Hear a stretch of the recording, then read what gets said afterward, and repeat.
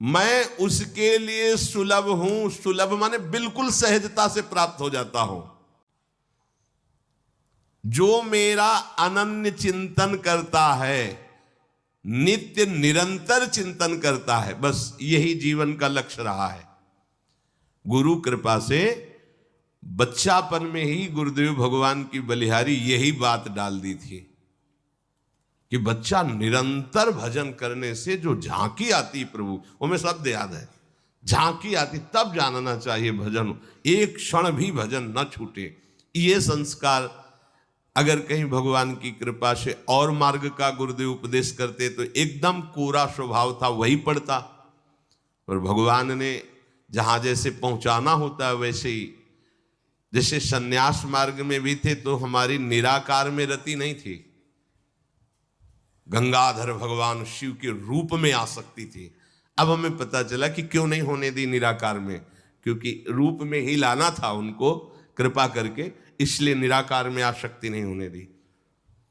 फिर उनका सारा पहले विधान होता है।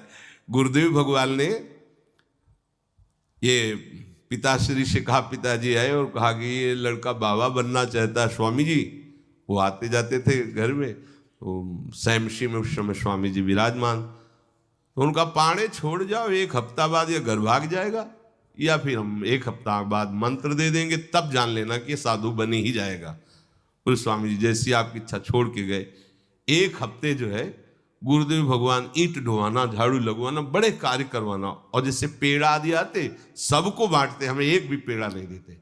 शाम के एक बार भोजन की अनुमति पाल, 7 दिन तक चुपचाप शेष। फिर कहा अच्छा कल गंगा नहा के आ जाना, मंत्र दे देंगे। ठीक है। सुबह गए, स्नान करके तो पंचाक्षरी मंत्र दिया, मंत्र दे के कुटिया में गए, फिर उठ के आए, बोले सुनो आओ एक बात कहनी। बैठे, बोले 12 मंत्र भी ले लो। तुम कहा जपेंगे कौन? बोले पहले तुम ये जपना, लेकिन ये रखे रहो, आगे काम आएगा। हमारी समझ में नहीं आ रहा था कि मतलब मंत्र 2 क्यों दे रहे हैं। ये पहले से भूमिका तैयार थी वृंदावन की, हमें पता नहीं था। 12 मंत्र भगवान श्री कृष्ण का, पंचाक्षरी मंत्र सबसे पहले दिया। बाद में पता चला कि ये बीज तो गुरुदेव ने ही पहले बो दिया था कि जिस मार्ग से घूम के जाना है। वो कह रहे थे कि बाद में तुम्हें पता चलेगा, वो बाल्यावस्था थी, मेरी मति गति वहां तक पहुंच नहीं रही थी। और जपे हम पहला ही, जपे पहला ही, बाद में जब भगवान शंकर ने इधर, तब मुझे समझ में आया कि बीज तो गुरुदेव भगवान ही अंदर से बो दिए थे पहले ही।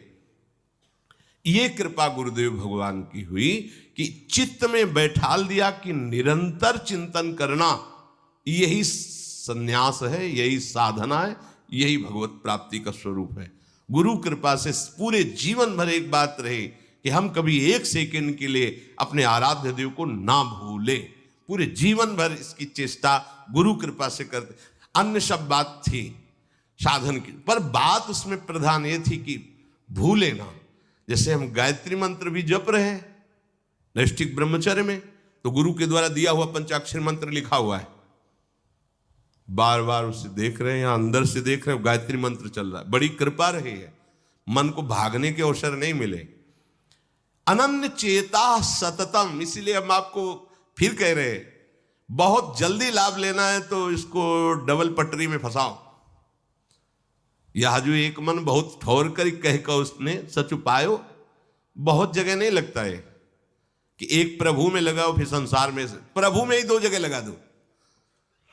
बड़ी चतुराई से फांसा जाता है।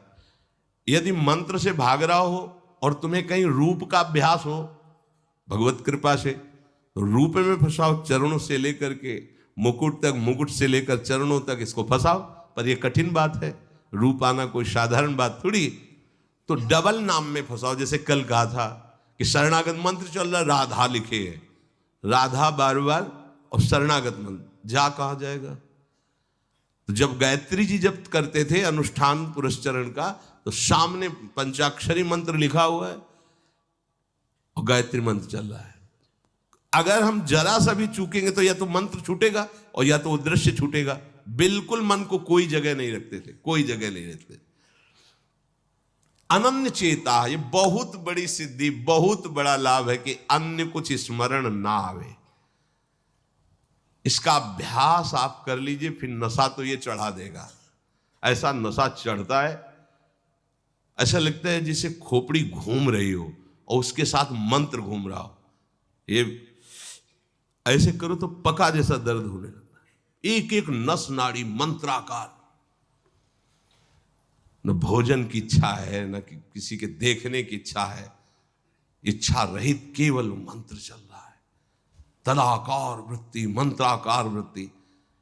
अब इतनी प्रपंच की वृत्तियां फैलाए हो, इतना बहिर्मुख हो, कैसे बात समझोगे अंतर की। अनन्य चेत, भगवान कह रहे मैं सुलभ हूं, सुलभ हूं। काशी में प्रतिदिन ये होता, आज महादेव जी साक्षात आएंगे, सुबह से तैयारी हो जाती थी, आज महादेव जी आएंगे। घाट में ही रहते थे, पंडों की छतरी के नीचे तपती हुई धूप, तो घाट में धूप ऐसे ज्वाला सी लगती थी, और छोटी सी छतरी, उसी के नीचे दोपहर रात्रि वहीं 2 बजे तक तो तपती थी फर्श, और 2 बजे के बाद स्नान करके महादेव जी विश्वनाथ जी पहुंच गए। बस रोज आज मिलेंगे, आज तो निश्चित मिलेंगे। एक दिन इतना आनंद था कि आज तो बस आ ही रहे हैं, ऐसा आ ही रहे हैं। जैसी भावना करोगे, जा पर जाकर सत्य सने हो, सो तो ही मिले न कुछ संदेह हो। भयंकर जटाओं का बोझा ऐसे, इतना बड़ा हाथ में त्रिशूल लिए, देखा दोपहर में नग्न पैर से आ गए। अब अपने जो जहां पागल हुए उसको दिखाई दे, साष्टांग दंडवत, मौन, कुछ बोले नहीं उससे। हम तो बस वैसे ही स्तब्ध, जैसे कोई जड़वत। बाद में विचार आया इसका मतलब क्या था, मैं ही मैं हूं, दूसरा कोई नहीं है। अलग से देखने की भावना मत करो, कण कण में मैं विराजमान हूं। एक दिन भाई जी के प्रति बहुत आकर्षण जब था, तो एक स्वप्न देखा कि स्वप्न में हम भाई जी से पूछ रहे कि मुझे श्री कृष्ण की प्राप्ति कब होगी।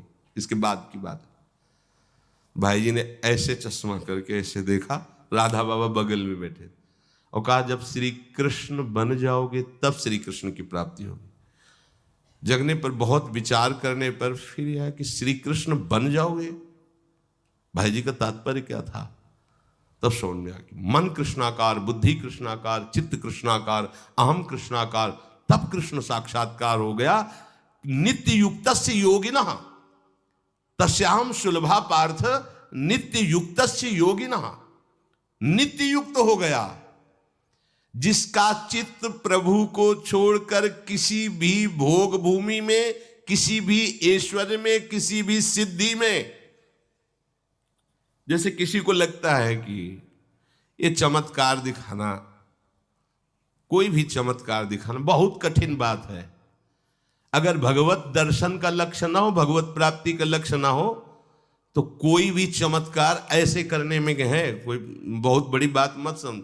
बस ये है कि इधर अगर स्वीकार किया तो उधर गेट बंद हो जाएगा, इसीलिए पिट जाते हैं, गाली सुन लेते हैं महात्मा जन, लेकिन प्रयोग नहीं करते अपने भजन का, प्रभु के पास जाते हैं। ऐसा ना समझे ना कि वो चमत्कार पीछे घूमते हैं। केवल बस एक बात है कि अगर इधर लगे तो उधर का गेट बंद हो जाएगा। तो इतनी दुर्लभ बात बनने जा रही है, किसी को प्रमाणित करने के लिए कि हम महात्मा, हम भजनानंदी, हम चमत्कारी हैं, अपना गेट बंद करवा ले तो मूर्खता ही होगी ना। यहाँ क्या होगा, वाह वाह हो जाएगा, बस उसके आगे क्या होगा, फिर वही प्रपंच। तो ये जो ब्रज के महात्मा है, जो भगवत प्रेमी महात्मा है, जो भगवत प्राप्त करने वाले हैं, इनके अंदर चमत्कार के बाप की सृष्टि होती है। ये चमत्कार बहुत ऊपर होते हैं। ये नहीं सोचना चाहिए कि इनमें भजन होता तो उसने 2 थप्पड़ मारे भस्म कर देते। भजन का जानते हो, भजनानंदी का 2 थप्पड़ मारा है, तुम्हें निश्चित भगवान की प्राप्ति हो, तुम्हारा कभी अमंगल न हो, भगवान तुम्हारे परिवार को भी सुखी रहे और तुम आजीवन स्वस्थ रहकर पवित्र बुद्धि के द्वारा भगवान को प्राप्त। ये महात्माओं का बल होता है। महात्माओं के बल थोड़ी होता है किसी ने गाली दिया, मार दिया, जा भस्म हो जा। ये भस्मासुर थोड़ी होते हैं महात्मा, है भाई भस्म कर दिया, नष्ट नहीं, साधुते हो न कारज, तब भगवान उनके अधीन होते हैं। ये चमत्कार, ये ना सोचो कि भजन करते होते तो फिर ये चमत्कार, या ये गाड़ी घोड़ा रुपया पैसा चमत्कार, ये पापियों के पास भी है। ये तो प्रारब्ध का खेल है, प्रारब्ध बदला, ऐसे से ऐसे हो गया, इनका कोई महत्व नहीं है। महत्व है नित्य युक्तस्य योगिनः, तुम्हारा चित्त निरंतर आराध्य देव में युक्त है कि नहीं। किसी भी ऐश्वर्य, किसी भी भूमि, किसी भी पद का कोई भी संबंध, आश्रय, चिंतन नहीं। ये हुआ अनन्य चेता।